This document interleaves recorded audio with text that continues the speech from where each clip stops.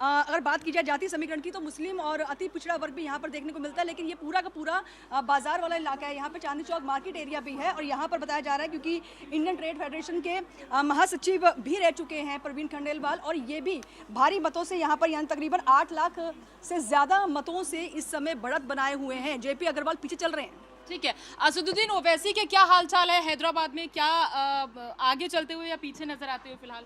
बिल्कुल देखा जाए तो एआईएमआईएम असदुद्दीन वैसे लगातार बढ़त बना हुआ, माधवी लता उनको टक्कर हालांकि दे रही हैं, बहुत ज़्यादा मार्जिन जो है वो वहां पर होता नजर नहीं आ रहा है। कभी जैसे ही हो रहा है 5 से 7 हज़ार वोटों से आगे जा रहे हैं, फिर तुरंत ही वो आंकड़ा थोड़ी जैसे अगले राउंड की काउंटिंग हो रही है वहां पर आंकड़ा बिल्कुल बदल जा रहा है। और ज़्यादा जानकारी हमारे सहयोगी ऋषभ के पास है, उनसे जी बिल्कुल, मैं बता दूं आपको कि माधवी लता हैदराबाद से बीजेपी प्रत्याशी हैं जो कि 46,000 वोटों से पीछे हैं। इसी के साथ कांग्रेस के प्रत्याशी हैं मोहम्मद समीर, वो लगभग 1,80,000 वोटों से पीछे हैं। वहीं बीआरएस का जो प्रत्याशी हैं बीआरएस के, वो 2 लाख वोटों से पीछे हैं। इसी के साथ मैं एक सीट का अपडेट और आपको दे दूं, करीमनगर सीट है जहां से बीजेपी प्रत्याशी लगातार बढ़त बनाए हुए हैं, 1 लाख वोटों से आगे हैं वो। इसी के साथ कांग्रेस जो है राजेंद्र राव प्रत्याशी हैं कांग्रेस के, वो 1 लाख वोटों से पीछे हैं। वहीं बीआरएस के 1,20,000 वोट से विनोद कुमार पीछे चल रहे हैं। बिल्कुल, ये बड़ा अपडेट है। की सीट के बारे में मैं आपको बताना चाहूंगा, कई सारी वीआईपी सीट्स हैं जहां पर बीजेपी ने कई केंद्रीय मंत्रियों पर दाव लगाया। हावेरी की अगर हम बात करें तो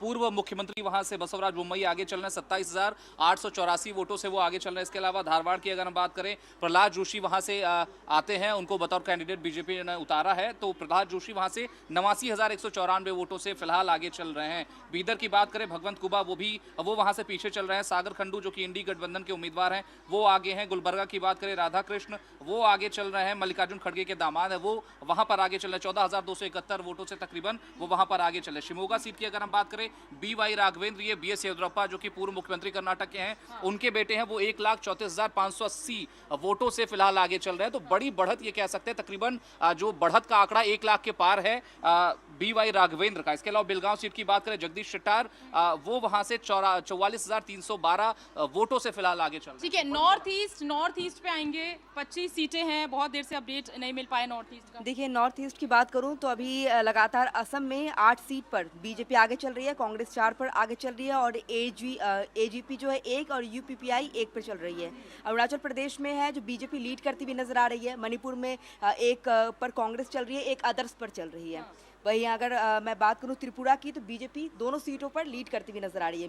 मिजोरम में अदर्स 1 लीड करती हुई नजर आ रही है। नागालैंड में कांग्रेस और सिक्किम में भी लगातार आपको बता दूं कि इंदिरा हांग सुब्बा जो है वो जीत गए हैं। ठीक है, रोहित शर्मा जी हमारे साथ लगातार बने हुए हैं, कोई प्रतिक्रिया आपकी अब तक इस लीड पर?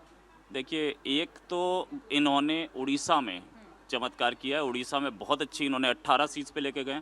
मध्य प्रदेश क्लीन स्वीप पहली बार बीजेपी ने किया है, इस बार छिंदवाड़ा भी जीत रहे हैं, पिछली बार ये छिंदवाड़ा ही हारे थे। तो उड़ीसा में अच्छा काम किया है इन्होंने, अच्छा काम किया है। मध्य प्रदेश में गुजरात में 2 हार रहे हैं, हालांकि पिछली 2 बार से क्लीन स्वीप था। राजस्थान में खराब काम है, बहुत अच्छा नहीं दिख रहा है राजस्थान में। मध्य प्रदेश में कांग्रेस के लिए आंकड़ा इतना खराब कैसे होता जा रहा है? पिछली बार भी 28 सीटों पे बीजेपी ने जीत हासिल की थी, 1 सीट जो आई थी खेमे में वो भी जाती हुई दिख रही है कांग्रेस के हाथ से। मध्य प्रदेश में कांग्रेस की इनफाइटिंग कांग्रेस को लेकर डूबती है। ये आलम है कि इतने सारे वहाँ पे गुट बन चुके हैं ना कि वो आपस में लड़ते रहते हैं। और बीजेपी इसीलिए तो बीजेपी इतने साल से लगातार जीत रही है। वो इनफाइटिंग कांग्रेस कर्टेल करना नहीं चाहती है या कर नहीं पा रही है। यही रीज़न है कि यूपी में भी नहीं उठ पा रही है कांग्रेस, यही रीज़न है मध्य प्रदेश, यही रीज़न है बिहार के लिए।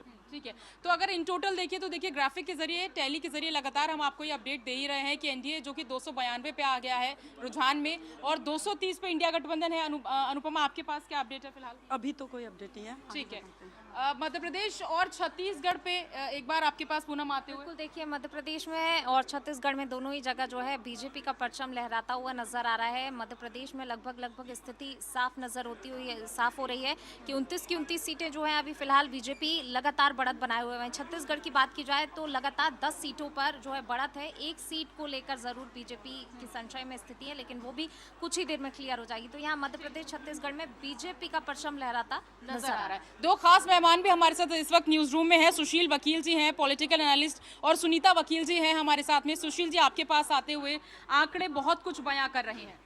ये जो आज रिजल्ट आ रहे हैं बड़े चौंकाने वाले आ रहे हैं।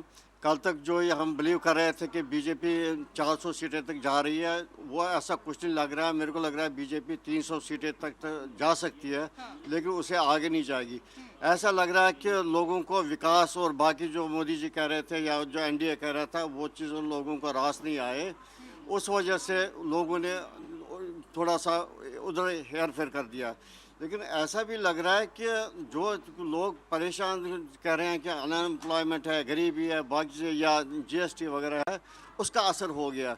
या डिमोनेटाइजेशन आज से इतने साल पहले हो गया, उसका असर भी अभी निकल रहा है। अदरवाइज ये चौंकाने वाला रिजल्ट है। ठीक है, सुनीता जी आपके पास आते हुए कि देखिए एक ये बड़ी खबर आ रही है राजसमंद सीट से, जहां पे जो प्रत्याशी थे वो जीत गए हैं। मैं आपको बता दूं, ब्रेकिंग न्यूज़ जिस तरह से हम आपको लगातार काउंटरिंग ब्रेकिंग के माध्यम से दिखा रहे हैं, राजस्थान में बीजेपी की लगातार इस सीट से जीत हुई है। अजमेर से बीजेपी प्रत्याशी भागीरथी चौधरी की जीत हो गई है। राजसमंद सीट से महिमा विश्वेंद्र सिंह फिलहाल जीत चुकी हैं। और पैनलिस्ट हमारे साथ जो पैनल है, एनालिस्ट हैं आप, क्या लगता है आपको कि ओवर कॉन्फिडेंट का शिकार तो कहीं नहीं हो गई बीजेपी? वो भी है थोड़ा, और कंप्लासेंसी भी है, सेंस ऑफ कंप्लासेंसी जो आ गई थी बीजेपी में कि हम जीत रहे हैं बहुत ज़्यादा, वो था।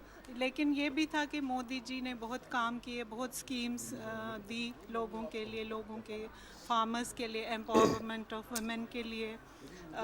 उन्होंने बहुत सारी गरीब लोगों के लिए की। कोविड में उन्होंने बहुत सारी अच्छी cash transfers, ration, free rations, फिर सब्सिडाइज्ड गैस सिलेंडर्स, ऐसी चीज़ें की। लेकिन ये सच है कि अनएम्प्लॉयमेंट एंड इकोनॉमिक कंडीशन वो पूरी तरह से, जो मुद्दे लगातार विपक्ष उठा रहा था, बेरोजगारी, महंगाई और बहुत सारी योजनाएं ऐसी निकाली गई थी बीजेपी की ओर से, जो कि एक अग्निवीर योजना बड़ी थी, जिसका विरोध बहुत ज़्यादा सामना करना पड़ा था बीजेपी को। जॉब लॉसेस वो काफ़ी ज़्यादा हुए। कोविड में भी, कोविड को तो खैर रीज़न ही था, उसमें होना ही, लेकिन उसके बाद भी उबार नहीं पाए सिचुएशन को।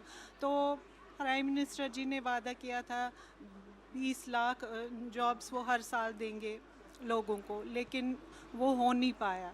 और हमारी जो अनएम्प्लॉयमेंट रेट इस टाइम 8 इंक्रीज़ हो गई है, अप टू 8%।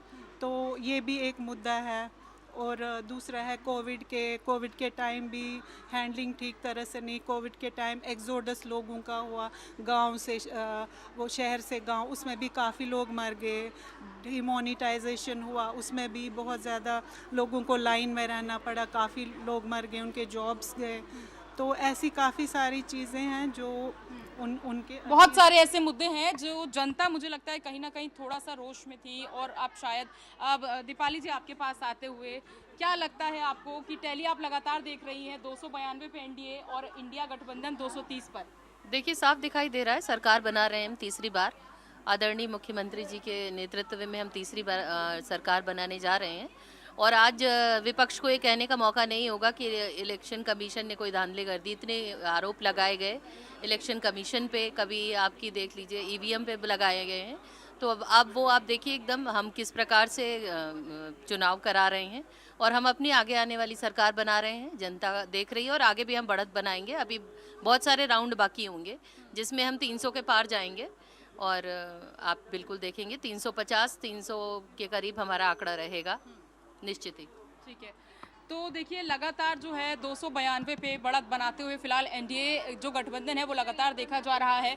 और 230 पर फिलहाल इंडिया गठबंधन जो है, अनुपमा बहुत देर से गुजरात में देखिए जैसे कि क्लीन स्वीप की थी बीजेपी ने। पाटन और बनासकांठा की बात कर लें तो कांग्रेस आगे चल रही है। देखिए मतलब गुजरात में जो 2 गढ़ हैं बीजेपी के, उसमें कांग्रेस आगे चल रही है।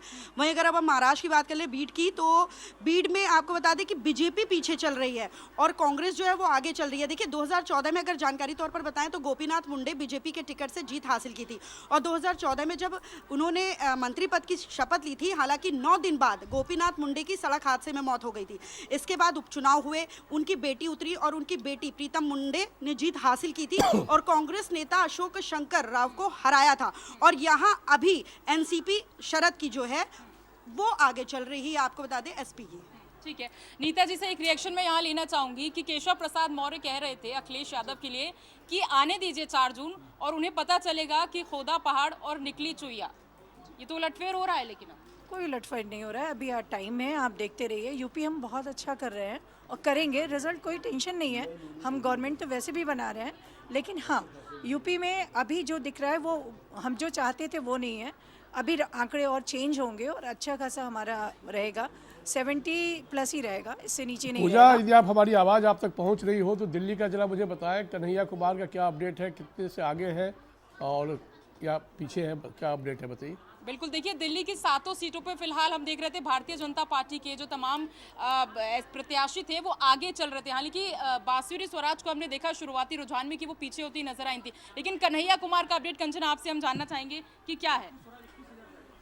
लेकिन उससे पहले बांसुरी स्वराज का बता दूं, क्योंकि यहाँ नई दिल्ली सीट से थी और 21,000 मतों से वो यहाँ पर आगे बढ़ी हुई हैं। और यहाँ पर अगर बात की जाए तो उनका मुकाबला यहाँ पर आम आदमी पार्टी के नेता के साथ था।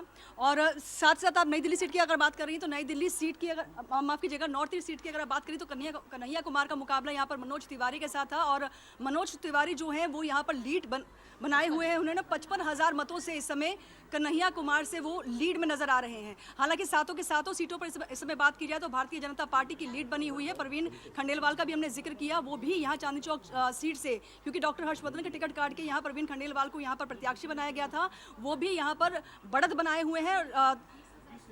20,000 से ज्यादा मतों से वो यहाँ पर जीत दर्ज कर रहे हैं जेपी अग्रवाल के मुकाबले में। ठीक है, हम फिर रुक करेंगे पूजा आपका जी।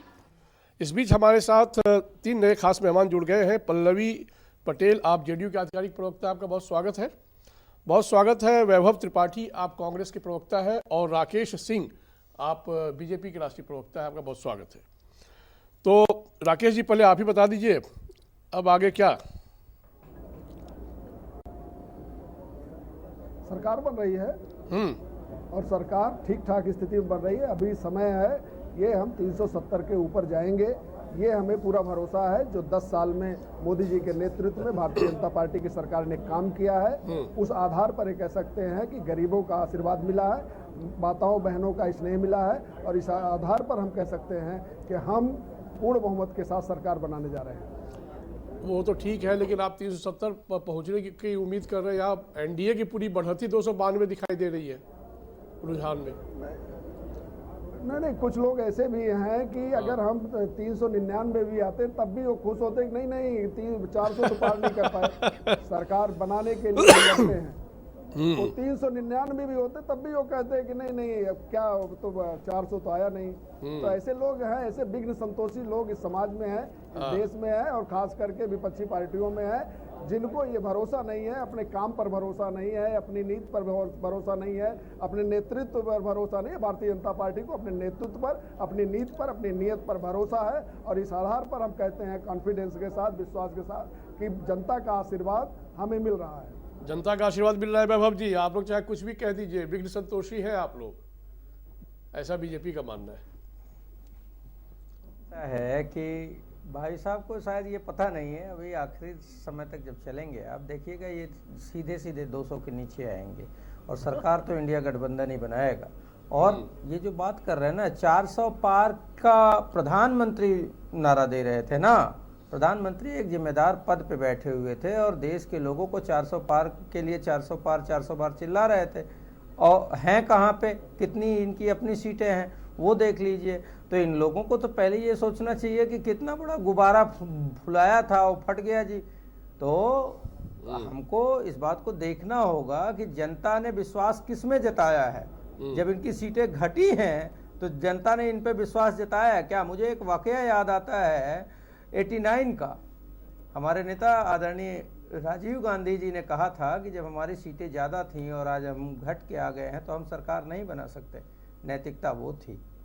सवाल बड़े हो जाते हैं कि कहाँ महंगाई, बेरोजगारी, इस सब को नकारते रहते थे और इनकी सीटें कम हुई हैं। हमने जनता के मुद्दों को उठाया है तो हमारे को बढ़त मिली है। और अभी जैसे टैली आगे बढ़ेगी, जैसे जैसे आगे बढ़ेगा, बहुत सारी ऐसी सीटें हैं जो कि 2000-5000 से ये आगे हैं, जिसकी वजह से ये 290 आप दिखा रहे हैं।